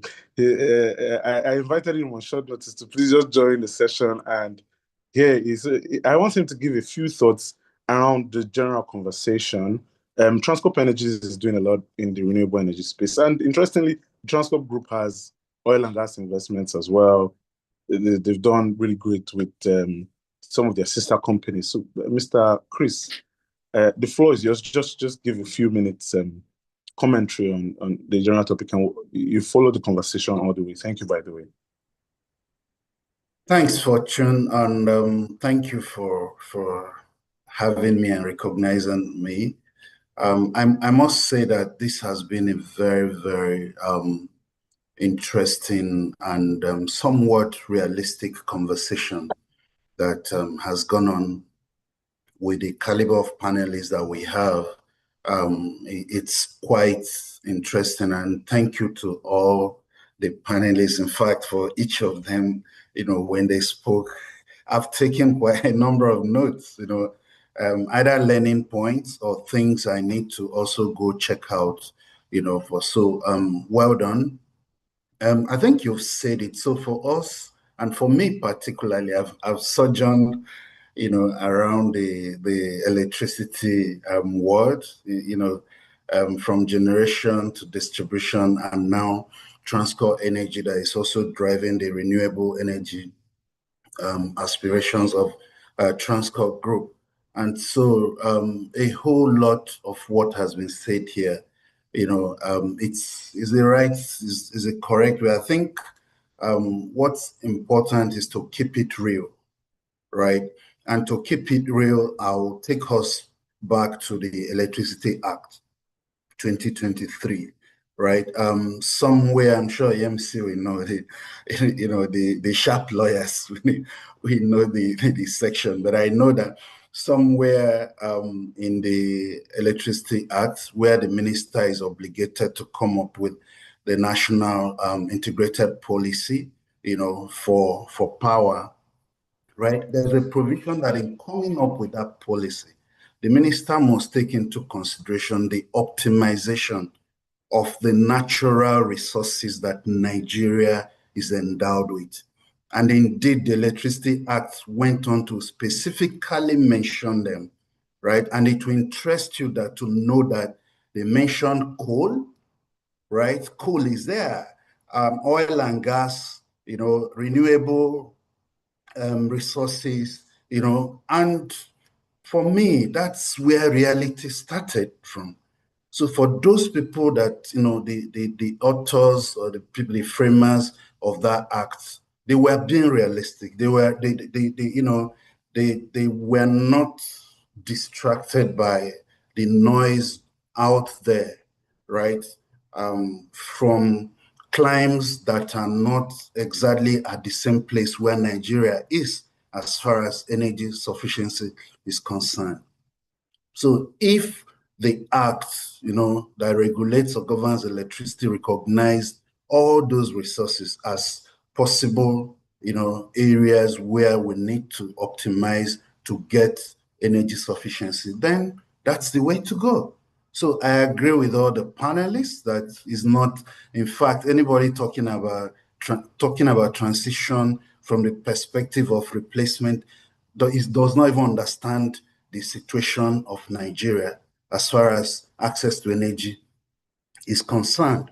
So I quite align myself with that. I think the other aspect we really need to deal with is funding, right? renewable sounds, my friend will say it sounds attractive, is the in thing. Almost everybody is talking about it. Almost everybody is, at one point of the value chain, of the renewable value chain or the other, right? But the truth is, for renewable to even get us up to 10%, we're talking 30 by 2030. Let's even get 10%, right? Instead of the 30. There is a lot to be done in terms of funding, right? And as at today, the reality as at today is that it's only the development banks, right? The development funders that, or people that are coming with some form of concession, grants, or whatever, that can truly fund renewable projects. Which commercial bank is going to give you developmental funds for renewable? At what rate? And all that. Which incentives do we have to encourage, you? Because even the pioneer status that is, about to go away by virtue of the new tax bills or tax act that is coming, right? Is not even sufficient to see, an evolving renewable energy company through the incubation period, right? And so these are the kind of things that need to be addressed. Funding is very key. Most people who go into renewable energy you find out that grants is a major ingredient in what they want to cook in the renewable energy space. And so the question is, if the grants don't come or if the grants dry up, right, what happens? So you find out that the business model is not typically profitable, right, the way it's supposed to be in the kind of economy that we operate. So it is a conversation that will continue to go on, right? We recognize that renewable energy is critical to enable Nigeria bridge the gap that we have in terms of access to energy. And it's our duty to collectively, also ensure that that contribution that renewable energy is supposed to make is also made. And for us in the Transcorp Group, that's what we recognize. One of the panelists actually said it, that you need to have a separate, distinct team that is looking at the renewable energy business. That's what we've done. That's why I've also moved from, all the journeys to now, be located where I'm also looking at the renewable energy play for Transcorp Group, and we're trying to make our own contribution to make sure that indeed, Nigeria improves in terms of access to energy or access to electricity. Thank you very much. Thank you so much, sir. Thank you so much. Yoma, hope you won't get angry at me. I'm No, taking it's over your okay. session. It's okay. It's fine. Okay, Thank you so much, sir. Thank please, you, what you can hear. everybody. Okay, so thank you so much, Mr. Chris. Please, I want to speak to something, and I basically I'm even happy now. It seems like there's some sort of balance. We have two pro renewables guys here, and then two pro oil and gas guys here. It felt like Anita was all alone before. Oh, But thankfully, Mr. Chris came into, and he has spoken on some of the challenges. Financing key. You took the words right out of my mouth, saying a lot of the renewable companies, their business models tied very entirely on grants, and I don't think that's sustainable. USAID has taught us a lot. We don't wish for anything bad. We're very happy for what C4All is doing, but there needs to be much more in the conversation around financing. So Mission 300, my next question is around Mission 300, and I want more persons that want to speak to this. Ejiro Gray, I want you to speak to it. Anita Otuba, I also want you to speak to it. Even all of the other speakers, MEC and Mr. Chris, if you're still available, Mr. Chris. So Mission 300, the World Bank, Africa Development Bank has launched Mission 300. It's a very, on paper, very laudable project. But take me for example, I'm someone who's in the industry reasonably, and I don't know much about the project. And you can imagine what it's like for many other persons. Anytime you'll be able to speak more to this, since she's with C4All, and C4All has been a major driver for Mission 300. But I also know that Sahara as a group has committed to Mission 300. So away from the on paper, I apologize, I didn't know my video was off. Away from the on paper project to light up 300 million Africans, what really is that project about, and what are our thoughts on it? I'm speaking to other speakers as well now, and how successful we think it can be. Anita, over to you. Then Ejiro and Mr. Chris Yemisi can also speak to it as well. So please also to say that the session is far spent, so it would be great. It would be great to have very concise answers. Okay. So Mission 300, firstly, it's being implemented by the World Bank, African Development Bank, supported by Rockefeller Foundation, Sustainable Energy for All, as well as Global Energy Alliance for People and Planet. Essentially, it's a drive to bring all efforts together, as you'd mentioned, to electrify 300 million Africans by 2030. Now, this is half of the SDGs 7 target, because we all know that there are 600 million people in Africa without access to electricity. Now, we've all somewhat, in some way, been working in silos. Everybody has their program, their project, and they're bringing in finance and different types of resources towards addressing the energy access deficit. There's lots of duplication of efforts as well. And unfortunately, we're not getting closer to that SDG 7 target.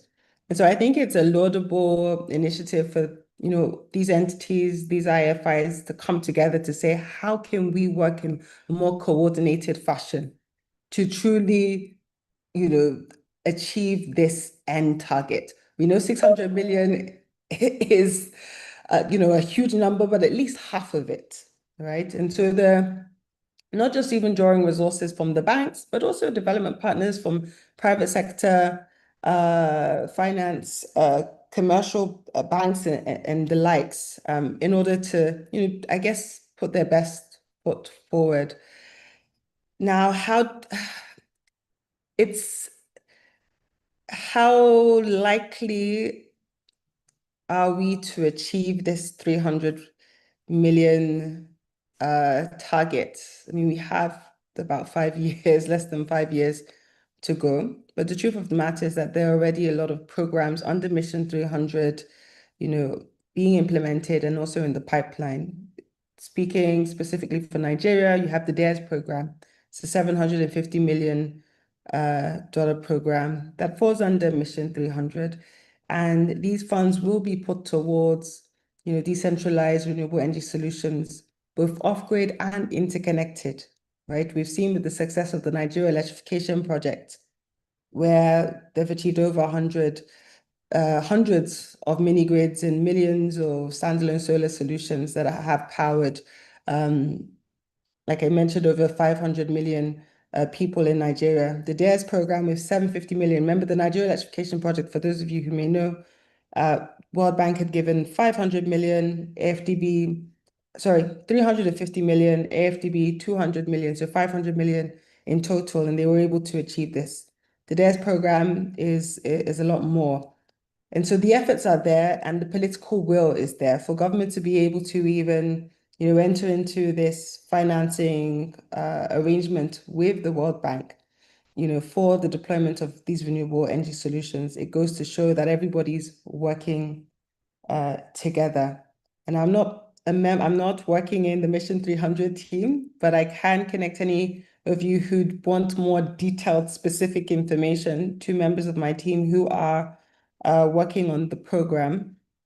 But I also just wanted to, I know you said keep it short, wanted to talk on the topic of grants, right? Not being sustainable. I don't think the idea is to have grants forever and ever. It's to establish the market, to stimulate the market where there is none. For a long time, many people have been afraid of using PV panels, solar, because they've had a history of, working for maybe a month and they're not working again. You've seen a lot of street lights in the past, right? So that they would launch and they're no longer working. And so it's almost a bit to even prove concept that it actually can work. It is reliable, it is affordable, and it is a quick solution that can be deployed, right? And it is a good way of bringing in as much private sector participation as well, because the truth of the matter is government can't do this alone. The few discos and gencos can't do it alone. You need a lot more private sector investment who can crowd in the necessary investment required, to bridge the energy access gap within the country and the continent as a whole. But the grants are not designed to be here forever. It's really just to, like I said, establish the market, test, the solutions, business models, the technologies, prove concept, and to, get to the point where the market's mature enough to sustain itself even without, the grants, because they've proven themselves effective and a sustainable alternative. Thank you.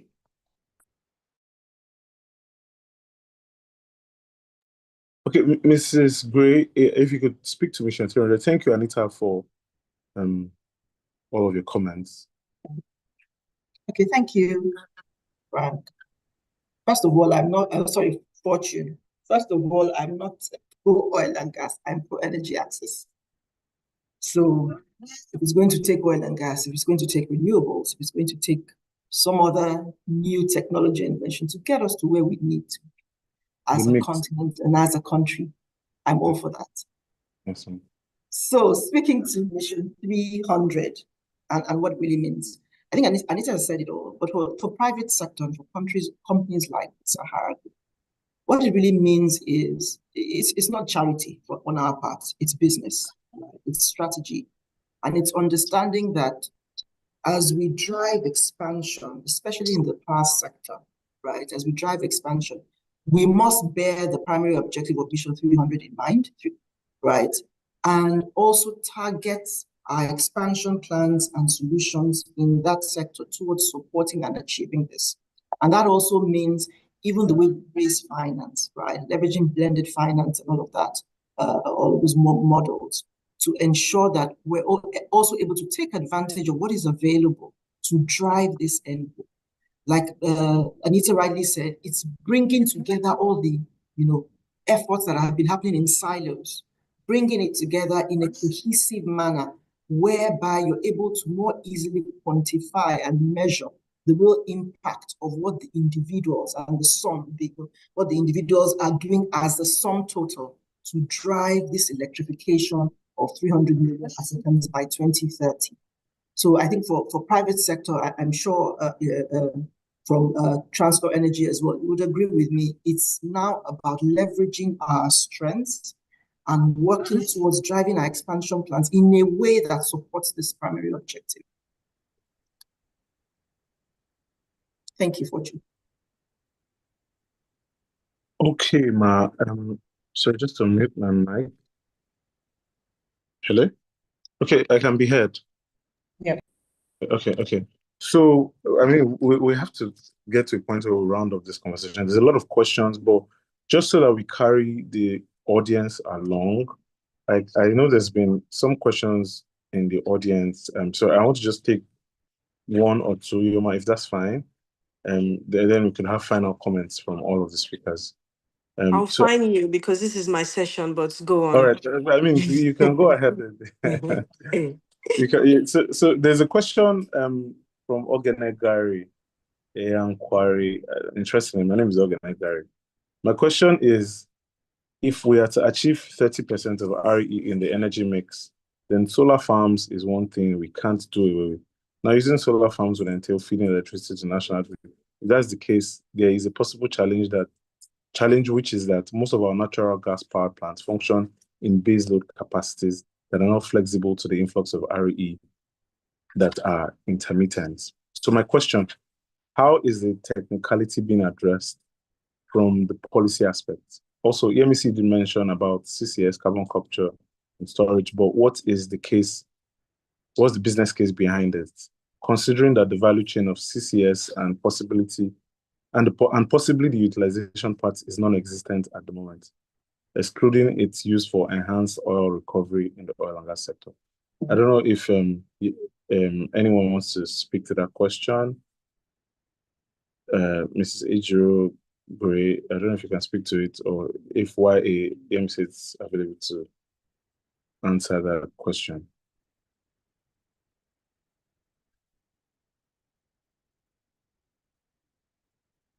It's certainly a question for someone from TCN. I agree. Okay. We do not have anybody from TCN on this panel, but we have a very informed and persons who can speak to. Anita, you will probably want to take a swipe at it. If that's possible, you can probably try to answer.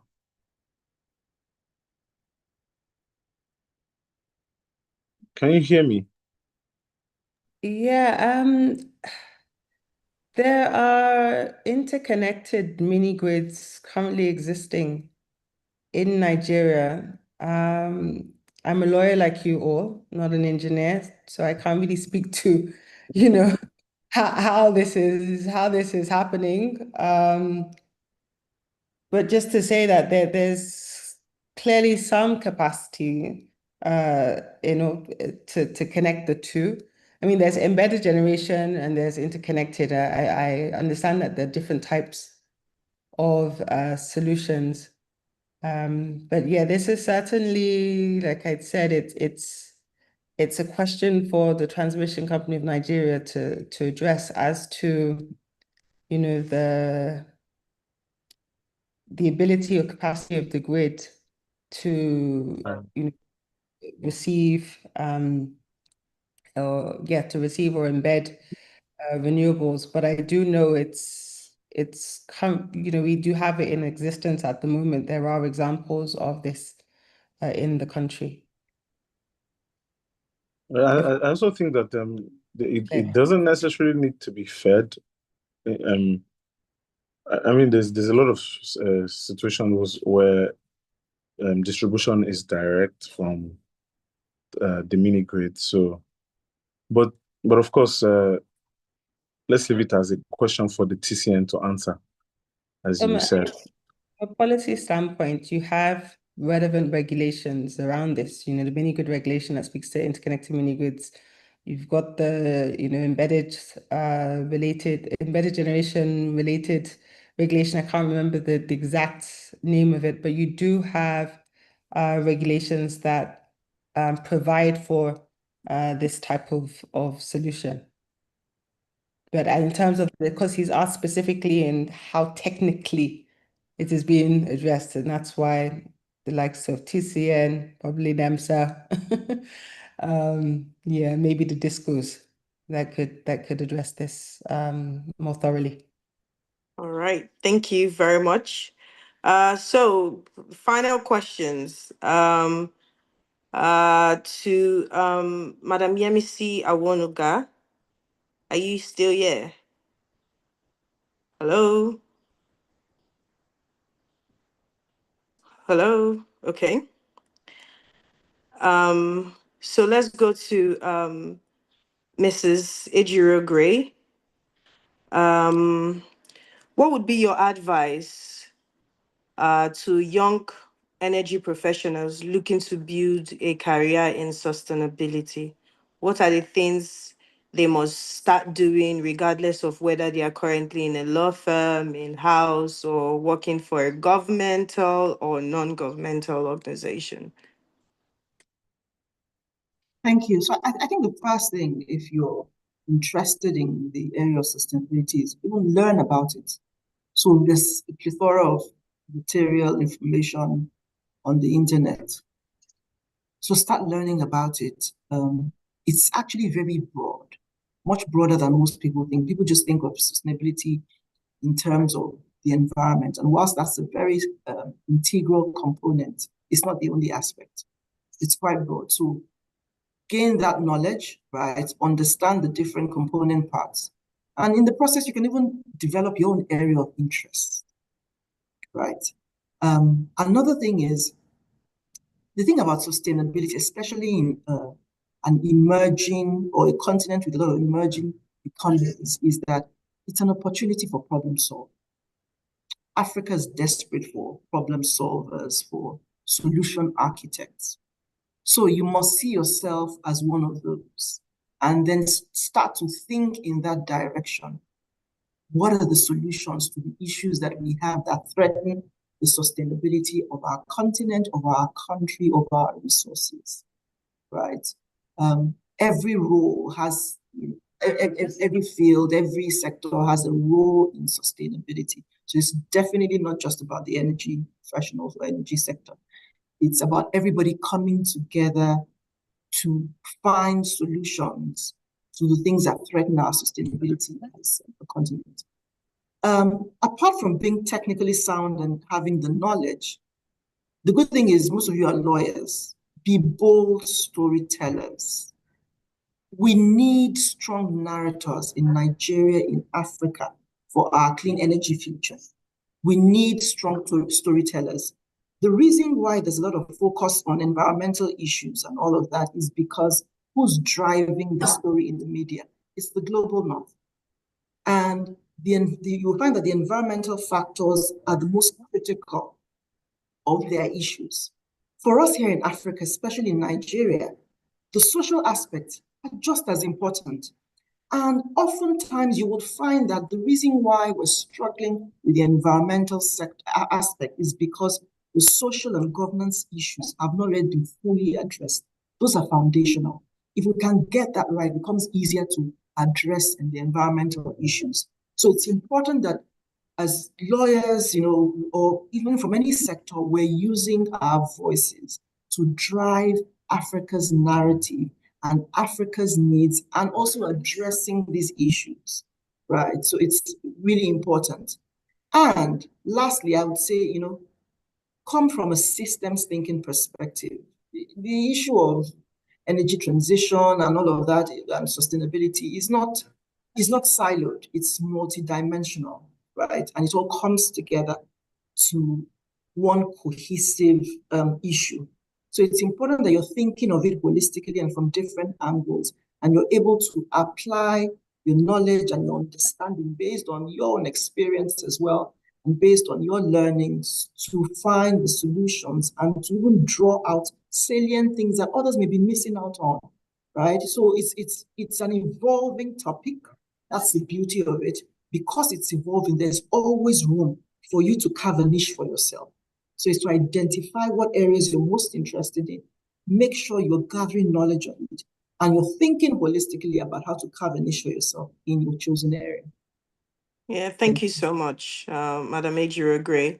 So to Mrs. Anita Otubo, right? So one parting word, to young lawyers, just anything you want to address to young lawyers. Speak to us. Okay, not a word, but sentences. Okay. So, being a lawyer myself, I finished law school in the UK in 2006 and then law school in Nigeria in 2011. I don't want you to feel like you're limited to legal practice. We can do anything. The energy access space, energy transition space, does not only require engineers. I've led teams and teams of engineers, all men, all older than me, in the development of captive power plants for federal universities, health facilities, homes, etc. And usually you'll be faced with, when you apply for some of these roles, they'll say, oh, but you're a lawyer. You don't have the experience, you don't have the capacity to even think about how to implement such programs. But the truth of the matter is that we have so many transferable skills, whether it's advisory skills, research skills, our written skills, our ability to coordinate, right? And that's really, all that is required when it comes to, project implementation. There are going to be so many projects as we work towards achieving universal access for all globally, or even just within Nigeria. You could also get into this space where you are leading the implementation of projects.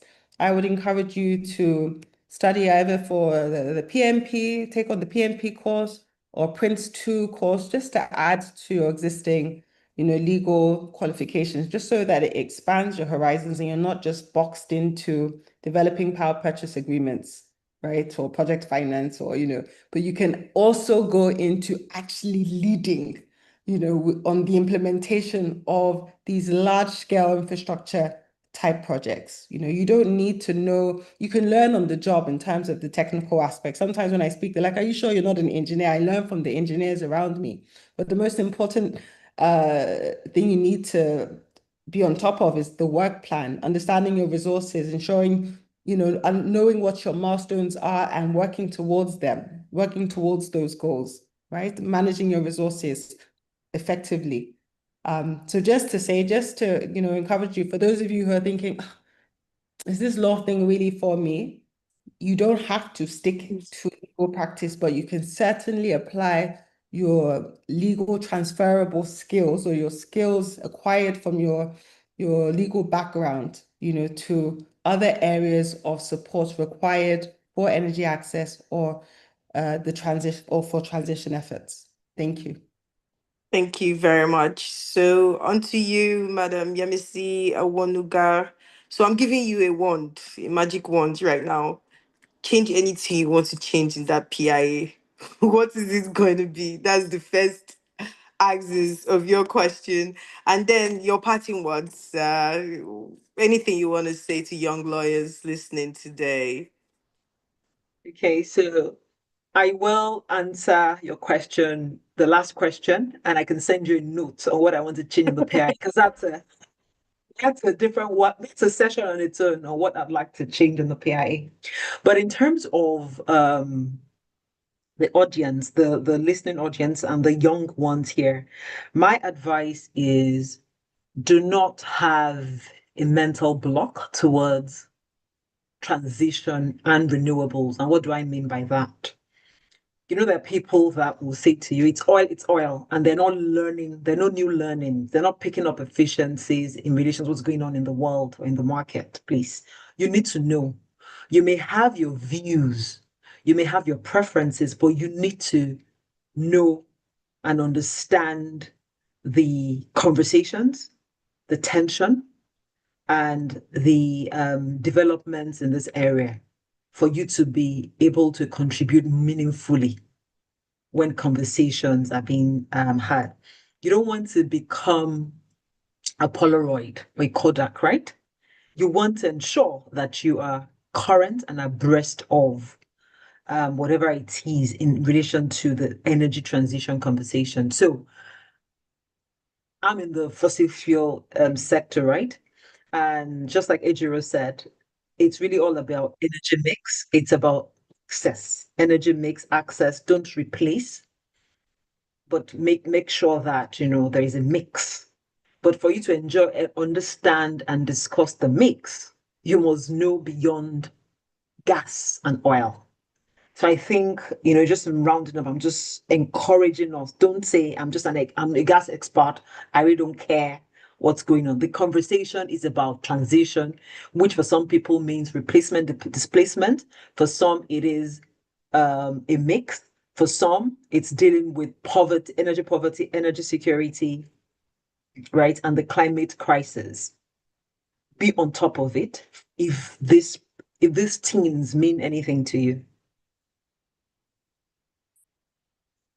Thank Thank you. you. Thank you very much. This has been a very lovely session. Big thank you, thank you, thank you, thank you to all our amazing panelists today. So at this junction, I'll be calling the chairman for closing remarks, and yeah, Okay. Thank you so much. You can hear me. I can. Okay, so everybody can, I assume. So first of all, to land on or to build upon what Yoma has said, thank you to all of our speakers. There's a lot of points we couldn't touch on, but then again, like you said, it's an evolving conversation, and we cannot have it all in one 2-hour session. So first to us, to all our participants, as I did mention midway into the session, the engagement has been live streamed on the official YouTube channel of the Nigerian Bar Association. So you could check it out. The live stream will be there for you to rewatch, learn a few things, We would also prepare a comprehensive report, and it will feature on our second quarter energy and sustainability bulletin. So you'd see a very comprehensive report, not unnecessarily detailed, but speaking to all the points that were raised here at this session. Now, I want to speak to our speakers now. I have said thank you, and I'm also saying we are in fact, we're asking you to come and collaborate with us, partner with us to help build capacity. There's a lot of talk about capacity, and the truth is, this is a sustainability conversation. If you don't have individuals who will be there as the talent pipeline to help drive this energy transition or to drive the energy access aspiration, we're nowhere. So, and there seems to be a real challenge of having a dearth of these professionals. Like we always like to say at the NBA-YLF, where we believe that what we are doing is a very small effort at democratizing entry into this industry and building capacity for the professionals who will help drive and lead it. We are not where we were 10 years ago, certainly. The law firms have, doubled down, they've picked up the pace. We have Nigerians who have gone on there to lead large infrastructure projects out there. Anita, case in point, and several Nigerians are doing well, but there is room for much more capacity building. So we're open to having specialized fellowship or training programs with you guys and all of your organizations. Please, we have some of our projects on our own, but we understand that organizations like yours usually work around mandates. So please reach out to us wherever you feel like there's some sort of collaboration that can tie into the capacity building aspiration, which I believe all of us are in sync with. We are going to be drawing this session to a close now. Just want to say thank you once again. Please keep your doors open. We will come calling more and more and more. It's been a wonderful session. Thank you to our speakers. Thank you to all participants. Have a wonderful evening. Of course, so one thing I want to say, and I'm speaking to Yemisi now, you said you have notes. Please, if you want notes on the PIA, send them. We are at the National Assembly and we're very eager to push any kind of legislative intervention. At least my boss is the Deputy Speaker at the House of Reps. So please send your notes across. We will listen. Thank you again. Let me say bye-bye at this point. Thank you, Ijuru. Thank you, Anita. Thank you.